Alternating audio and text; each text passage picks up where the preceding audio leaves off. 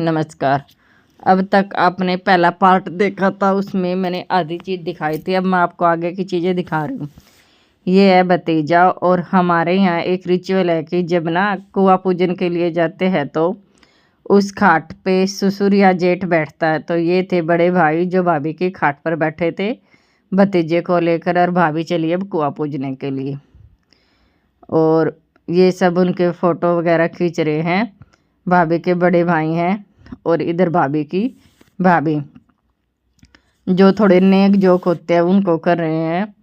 और भाई जो ये कलश है इसके ऊपर पीपली रखी गई है, और भाभी के दोनों भाइयों ने मिलकर भाभी को पैसों की ये माला पहनाई थी। और जो भाभी के सिर पे रखा है ना, उसका नाम तो मुझे नहीं पता क्या है, और वो ना एक साइड में भी बांध रखा, उसमें बाजरा रखते हैं। और कहते हैं कि परंपरा, जब ये भाभी कुआं पूज के आएगी ना, उस बाजरे को सबको देगी। मतलब कि जिस जिसको बोलते हैं कि भाई लड़का चाहिए ना, उसको ये दिया जाता है। और बड़ी धूमधाम से कुआं पूजन का कार्यक्रम शुरू हुआ। मैंने भाभी को पकड़ रखा है, और ये इधर मम्मी जी हैं। आप सबको जानते ही होंगे, आप सब देख सकते हैं। ये इधर नीले से सूट में इनकी बुआ जी भी है। और भाई सारे मेहमान जाने के लिए थे, इसलिए बोल रहे थे जल्दी कुआं पूजन की तैयारी करा दो, पहले कुआं पूजवा दो। और हम कुआं पूजने के लिए काफ़ी दूर नहीं गए, बस थोड़ी ही दूर गए थे, क्योंकि ना वहाँ राह में चौरैया पड़ता था, और हमने चाहते थे कि होली से पहले चौरैया क्रॉस कराया जाए, इसलिए।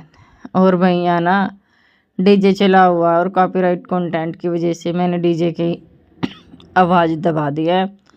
और मम्मी ने यहाँ जब भाभी ने सिर पर कलश उठाया तो एक गीत गाया था, पिघला तो ओढ़ मारे जच्चा पानी ने चाली। बस इतनी लाइन आती है, मुझे उसकी आगे नहीं आती। और भाई 1.25 महीने बाद भाभी को बाहर निकाला गया। और तो जैसे कि ना भाभी लंबी है, मैं छोटी पड़ती, तो ऊंचा हाथ नहीं जा रहा, और उनकी कलश ना बार बार टेढ़ी हो रही थी। फिर मैंने भाभी को बोला कि ना आप आ जाओ और इनका हाथ लगा लो ताकि सीधी रहे। और भाई पड़ने गिरनी भी नहीं चाहिए, क्योंकि अशुभ हो जाता है।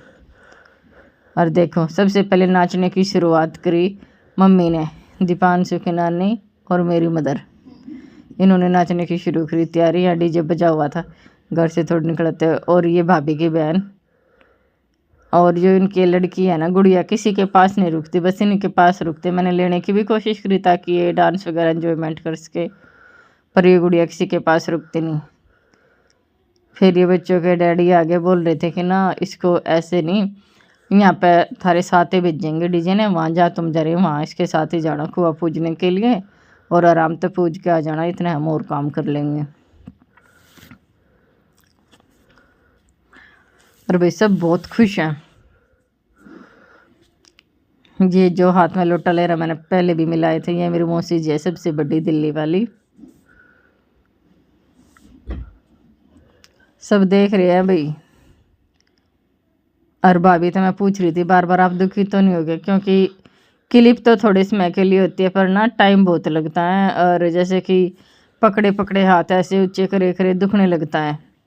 तो भाभी बोली नहीं मैं कंफर्टेबल हूँ, आप चलो। आराम आराम से चल रहे थे भाई। फिर ये देखो ममता ने डांस शुरू किया, और ये इनकी भाभी नाचते गाते हुए सब अपने मंजिल की ओर आगे बढ़ रहे हैं।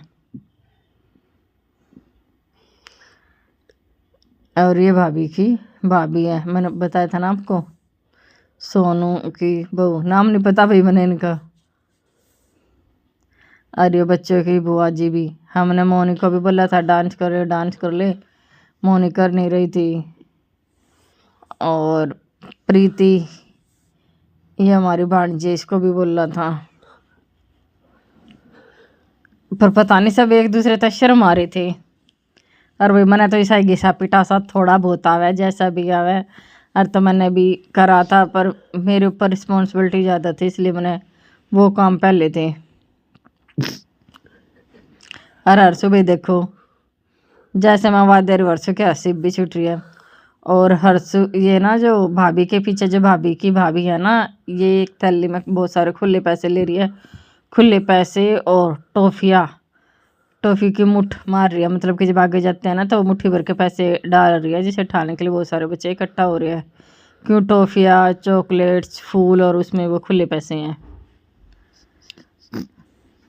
और भाई आप सब बताओ कौन सा गाना चला होगा इस पे बिना वॉल्यूम के, है तो आप क्या बता सकते हो कौन सा गाना चला हुआ, गैस करो कौन सा चल रहा होगा हर्षु यहाँ पे गाना। मीठे तेरे बोल, मीठे तो बोल परी, हाँ हर्षु बोल रहा मीठे मीठे बोल परी, शायद यही था हर्षु। और भाई देख लो कुकर हो रहे हैं सब दुखी सुखी हो रहे हर्षु, खुश है ये नहीं पता। ये जो इसकी मामी है ना इसके कलशा बार बार साइड में चली जावे भाई।